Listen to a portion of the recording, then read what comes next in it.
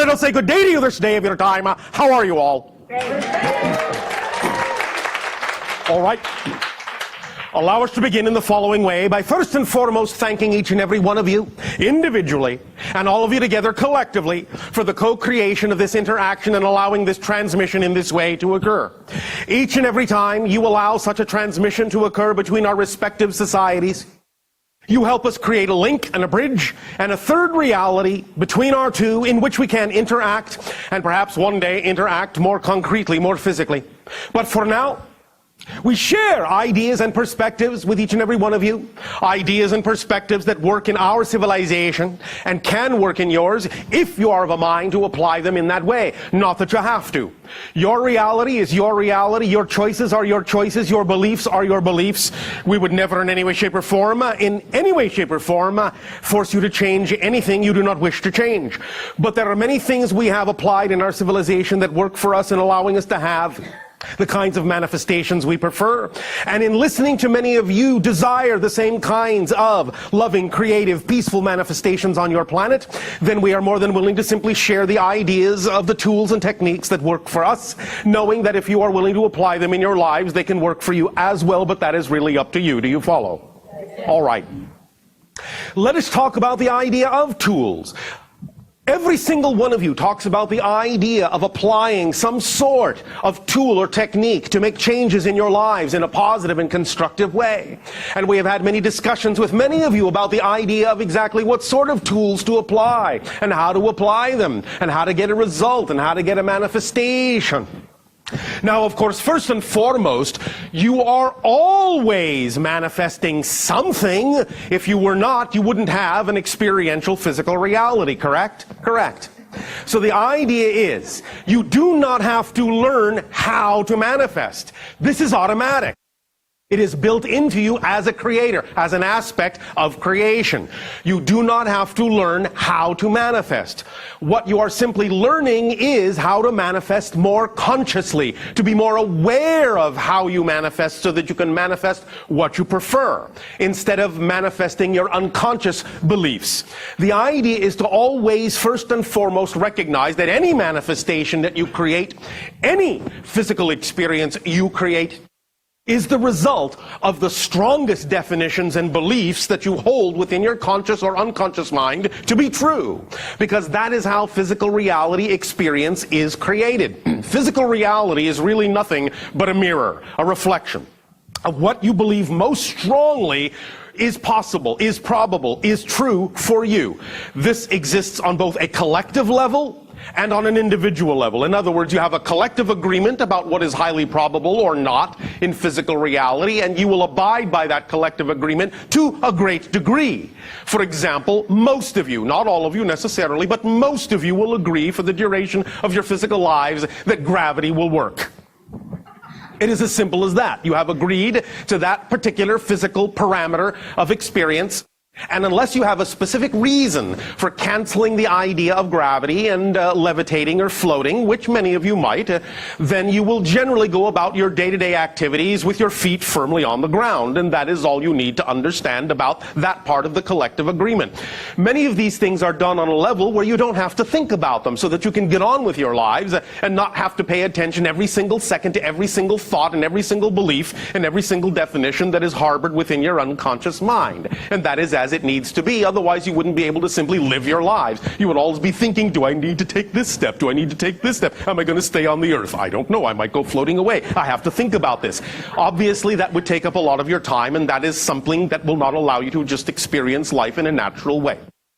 You also have an individual component to this agreement. And that means that each and every one of you have a singular theme that you have chosen to explore in this life, and that there may be many variations of the collective agreement that are germane to you, many adaptations that are specific to you and your specific personal theme of exploration that another individual may not necessarily be able to manifest, but you can. There is leeway, in other words, for the individual within the collective bubble agreement.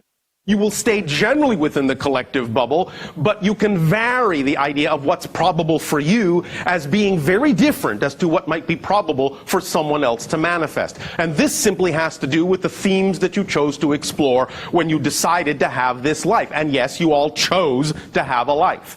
This is an issue of choice. It is not something that happens without you choosing it from the spirit level.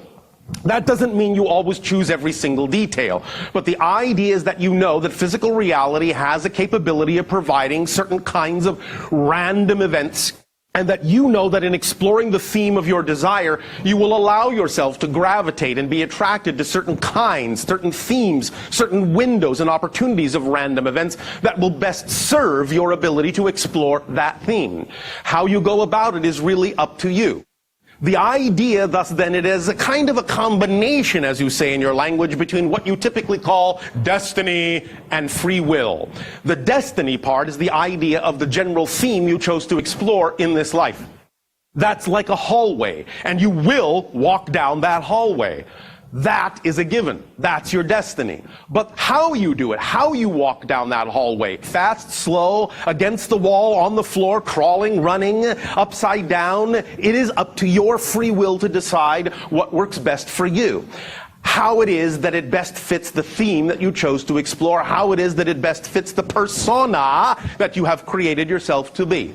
Personality being a construction, like a three-sided prism, of three components. Your beliefs and definitions, your emotions, thought patterns, and your physical behaviors. These three things go hand in hand to creating the artificial projection or construct you call your individual personality for this particular life. The idea, thus, is that it all takes its cue, the behaviors and the emotions and thoughts all take their cue from definitions and beliefs first. That is the first and foremost tool that you need in your kit, is to understand consciously how to recognize what your definitions and belief of life is all about, and what your relationship to life and yourself is all about. And once you begin to have a handle on those definitions and those beliefs, then the idea of manifesting what you prefer becomes more conscious. You become more aware of your capability of making choices, and thus you are free consciously to choose what it is you prefer to manifest. But as we said, physical reality is a mirror.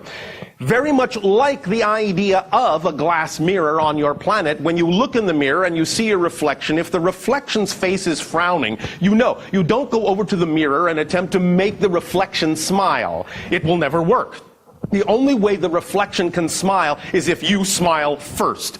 But the idea is that many of you have been taught to think of physical reality as something to manipulate, which it's not from the outside. The idea is that as you change, physical reality on the outside has no choice, like the reflection in the mirror, but to change. However, here's where many of you get a little bit stuck.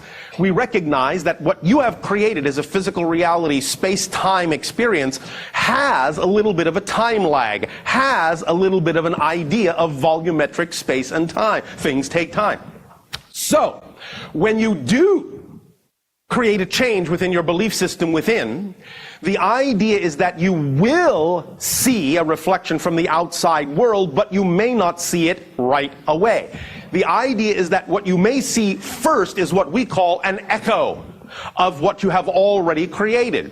The idea being that the same situation may crop up as cropped up before. Now, we know that many of you, when you see the same situation crop up, when you see it appear before you, may sometimes, because of how you're taught to think of yourselves, go into self-recrimination and self-doubt and self-devaluation and say, I must be doing something wrong. Something is wrong with me. Why isn't the outside reality changing to reflect what I know has changed within me? But the idea is there's that echo. And sometimes physical reality will simply give you the same situation, the same set of circumstances that was there before, to give you an opportunity to see if you actually really have changed. Because change, and here's one of the primary tools in the kit, is this knowledge.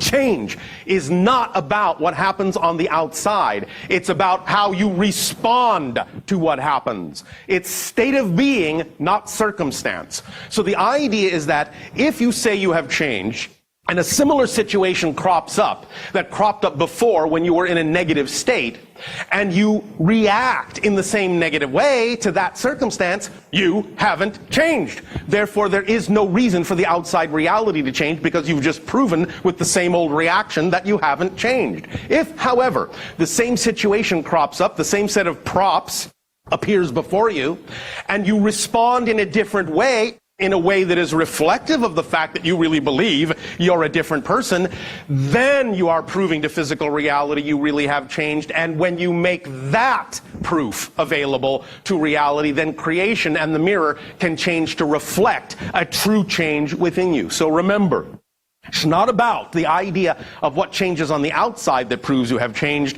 It's how you respond to what's going on the outside, even if it's still the same, that proves you have changed. Does that make sense? Yes. Because there is no outside. Physical reality is just a reflection. It's just an illusion. It is just another version of you in whatever state you are in. And if you constantly need to remind yourself what state you are in, that's what the reflection is for, so that you can look in the mirror. And if you see the frown, you can say, oh, that's not what I prefer. I prefer to smile. And thus then, when you keep smiling because that's what you prefer, the mirror will have no choice. But if you make it conditional, well, I'll smile when the mirror smiles first. I'll change. I'll be happy.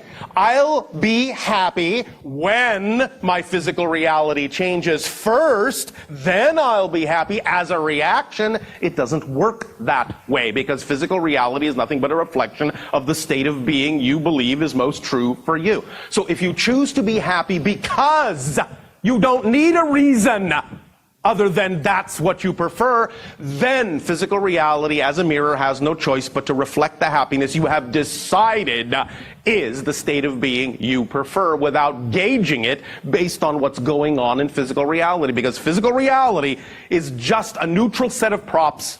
Circumstances do not have built-in meaning at all. The greatest gift you have been given by creation is that life, I know this will sound funny, life is meaningless. The point being that you were created to give life meaning, and the meaning you give it determines the effect you get out of it. It is totally neutral unto itself, just a set of neutral props that have no built-in meaning. But it is simple physics. What you put out is what you get back. What you typically call karma in some of your religious connotations. The idea simply is that whatever frequency you give off is the reflection that gets back to you. So the idea simply is that if you understand everything is neutral and doesn't have built-in meaning, then you don't have to react any particular way to anything that happens. Every circumstance and every situation, if you see it as fundamentally neutral, you can then decide, you can make a conscious choice that it must serve you in a positive way. You may not intellectually understand how it will do so, and you don't need to. That's the point. The point is you simply have to trust and have faith that it will, because you know there's no other choice. You know that everything happens in your life for a reason, therefore it must serve you in a positive way, even if you don't intellectually understand how that can be so. And when you maintain that state of being, you will then see in some way, shape, or form how the very same circumstance that seemed so negative before can actually serve you in a positive way, because everything can do double duty, because everything is fundamentally neutral. And when you put the meaning in, the positive meaning in, you can only get a positive effect out, even if someone else's intention toward you is negative. The idea again being that every single one of you have your own reality. Yes, it seems that you're sharing a reality, but you're actually not sharing the same reality. The only way that you perceive you have other people in your reality by agreement is that you agree to create out of your own energy, out of your own consciousness, your version of them in your reality to interact with. You are actually just your own reality. And even though it seems to be populated with billions of people, that is simply the versions of them you have created in your reality to interact with. So it really doesn't matter what anyone else's intention toward you is.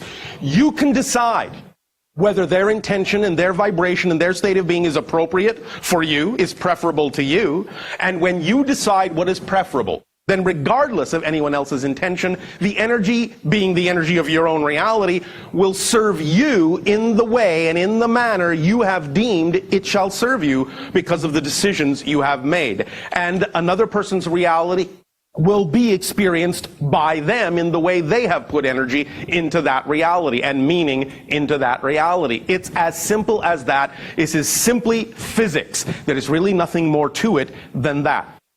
Let's talk a little bit more about the idea of tools briefly. Again, very important to understand. The tools, just in the same way that you don't have to learn to manifest, it's just about learning what it is you prefer to manifest consciously. Tools, any tool you use to create your life, always works. The tools always work. There is no such thing as a tool of creation that doesn't work. It's about how you're using the tool. That's what makes the difference. So, for example, we know on your planet you have a tool called a hammer. And you know that sometimes you wish to drive a nail into a piece of wood with that hammer. Well, the hammer has two ends. It has the head of the hammer, it has the claw on the back. If you use the claw to drive the nail, you run the risk of bending the nail. That's not the end of the hammer that was designed to drive the nail. It's not that the hammer isn't working, it's that you have it backwards and upside down. The idea, therefore, is if you understand the tool and you use it right side up, face front, you can drive the nail in the way that you need to and recognize that the claw is for the purpose of pulling it out, and when you need to pull it out, you can use the other side of the hammer. So it's all about discernment and learning to use the tools in the appropriate way that they were designed to be used to allow you to manifest consciously and get the result that you prefer. Here is another caveat, however. And I know that this seems strange to many of you in the idea of manifestation. Here is the key, though, a very important key. It will be the last thing we will talk about in this monologue before we open up to the idea of questions and answers. And it is this. The idea is that getting in touch with your definitions and getting in touch with your beliefs to determine what it is that you prefer to manifest must be manifested for its own sake, in the sense of doing the act for its own sake, because that's the state of being, that's the state you prefer for its own sake, with absolutely, here it comes, no expectation whatsoever that what you prefer must manifest. Yes, I know, it seems paradoxical, and it is, but that's the point. The point is you need to use the power of paradox. You need to stay in the balance point. When you attempt to manifest a specific thing with a particular intention, with a particular expectation that it must manifest, very often many of you are putting conditions on it that if it doesn't manifest, as we said, something's wrong. But if you simply allow yourself to be the state you wish to be for its own sake, simply because that's what you prefer to be, then the things that are germane to that state have no choice but to manifest, whatever they are.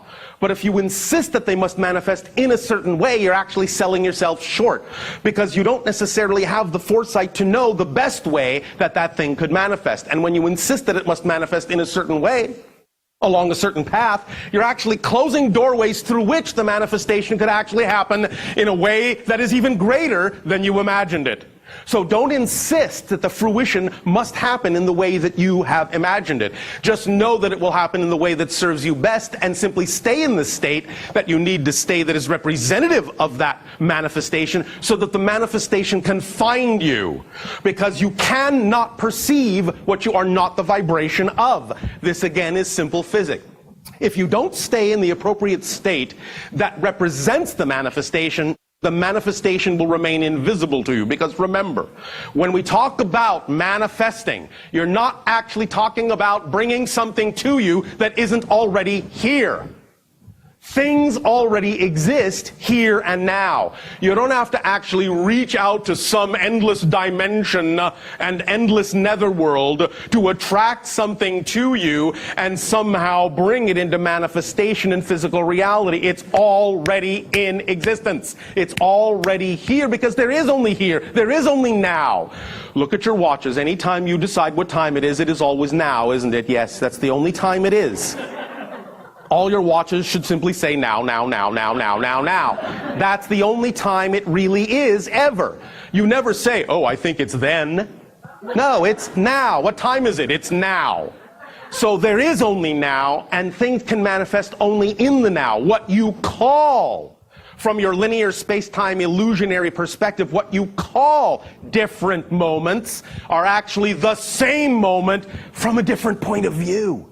It's the same moment. So everything is here, everything is now, and manifestation is just about allowing you to be the vibration, the proper frequency that will allow you to see that part of the now that was heretofore invisible to you. It's as simple as that.